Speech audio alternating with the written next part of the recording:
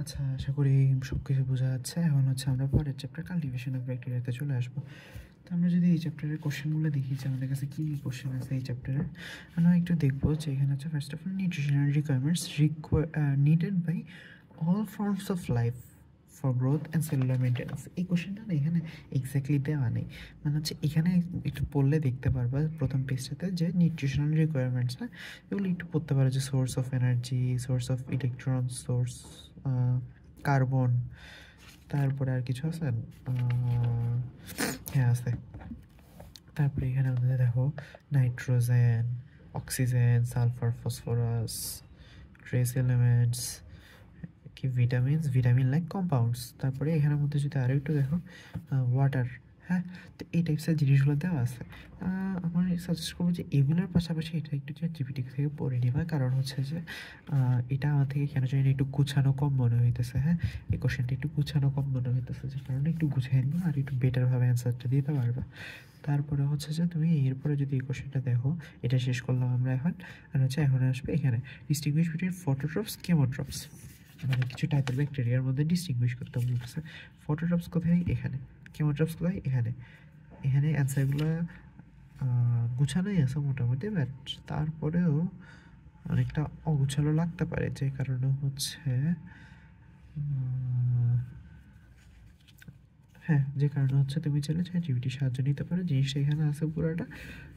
চাইলে ওকে বলতে পারো যে জিনিসটা গুছাই দিতে, অথবা তুমি যদি না পারো আমাকে বলবো, আমি এটা ব্যবস্থা করে দিব, সমস্যা নেই। তারপর হচ্ছে এখানে লিথোট্রপস আর অর্গানোট্রপসটা আমি কোথাও পাইনি আসলে, এই দুটো পাইলে আমি দেখাইতাম। তারপর হচ্ছে অটোট্রপস আর হেটারোট্রপস, এইগুলো দেওয়া আছে আমাদের কাছে। অটোট্রপস হিয়ার ইজ, যদি একটু দেখো এখানে হচ্ছে অটোট্রপস আছে তোমার কাছে, আর এই পাশে আসলে হচ্ছে হেটারোট্রপস আছে, হ্যাঁ। তো অটোট্রপস আর হেটারোট্রপস পাই গেছো, তারপরে হচ্ছে যে কোশ্চেনটা এখানে শেষ হয়ে যায় আসলে।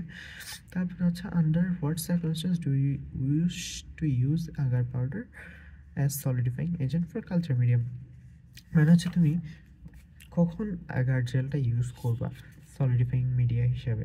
তো এখানে আমি আসলে এই কোশ্চেনটা খুঁজে পাইনি, কেন জানি আমি এই কোশ্চেনটা খুঁজে পাইনি, আমি বুঝতেছি না। বাট এই কোশ্চেনটা কিন্তু একটা খুব কমন কোশ্চেন যে আগারটা কখন ইউজ করবা। তো আমি আপাতত বলতে পারতেছি না এটার আনসারও আমার মনে হয় আছে কোথাও একটা, বা অন্য কোনো শিট যদি থেকে থাকে ওটা আমি ঘাটলে পাইতে পারি হয়তো, বাট আমার থেকে কোনো শিট প্রিন্ট করানো নেই, যে কারণে আমি আর অন্য পিডিএফগুলো এখনো দেখিনি। তো যাই হোক, এটা একটা খুব কমন কোশ্চেন যে কখন আগারটা ইউজ করবো, সো এটা একটা অবশ্যই অবশ্যই অ্যান্সারটা দেখবা। তারপরে হচ্ছে যে করবা আর কি করবা, তারপরে হচ্ছে যে is nutrient broth a universal medium that can support growth of every kind of bacteria? Describe and explain. আচ্ছা, মানে হচ্ছে নিউট্রিয়েন্ট ব্রথ মিডিয়া কি সব কিছুকে সাপোর্ট দিতে পারে, হ্যাঁ এটা কি ইউনিভার্সাল মিডিয়া, সেই জিনিসটা জিজ্ঞেস করছে। হ্যাঁ এটা একটা ইউনিভার্সাল মিডিয়া, বাট এটা কোথায় যে আছে আমি অ্যাকচুয়ালি না এখন কোশ্চেনটা পাইতেছি না। এটা আমি লাস্টবার যখন খুঁজছিলাম বইয়েই পাইছিলাম, বাট আমি এখন না পাচ্ছি না কেন জানি। যাই হোক, তো একটু যদি পারো খুঁজে দেখবা, আমি পাচ্ছি না, আমি খুঁজছি কিছুক্ষণ বাট পাচ্ছি না, আমি পাইলে তো আমি জানাই দিব। তারপর হচ্ছে কি describe the composition and preparation of nutrient broth medium, মানে নিউট্রিয়েন্ট ব্রথ বানাইতে তুমি কী কী লাগতেছে সেই জিনিসটা, হ্যাঁ কম্পোজিশনটা দিতে বলছে। এখানে হচ্ছে তোমার মেইন কম্পোজিশনটা দেওয়া আছে, হ্যাঁ এটা হচ্ছে নিউট্রিয়েন্ট ব্রথের কম্পোজিশন। এটা তো দিবাই, সাথে হচ্ছে যে এটার যে মেটেরিয়ালগুলো, এই মেটেরিয়ালগুলোর কোনটা কী কী কাজে আসতেছে, নিউট্রিশনাল ভ্যালু কি, এগুলো দিয়ে দিবা। সাথে হচ্ছে যে সাথে এই যে প্যারাটা, হ্যাঁ ল্যাক্টোব্যাসিলিসটা আমি সাজেস্ট করি না, আমি হচ্ছে সাজেস্ট করি ইকোলিটটা, এটা একটু মুখস্থ করবে। ইকোলিতে কি বানাইতে কী কী লাগে সেই জিনিসটা, ঠিক আছে এটা দিতে পারে। তারপরে হচ্ছে যে এখান থেকে এই চ্যাপ্টারের কোশ্চেন মোটামুটি শেষ হয় নিউট্রিয়েন্ট ব্রথ মিডিয়ার মাধ্যমে। আচ্ছা, অন্য একটা শিট যেটা কোশ্চেন পেপার যেটা আছে সেটার মধ্যে হচ্ছে যে আমরা কী কী দিচ্ছি, composition of media for cultivation of bacteria, consider the composition of media for cultivation of bacteria.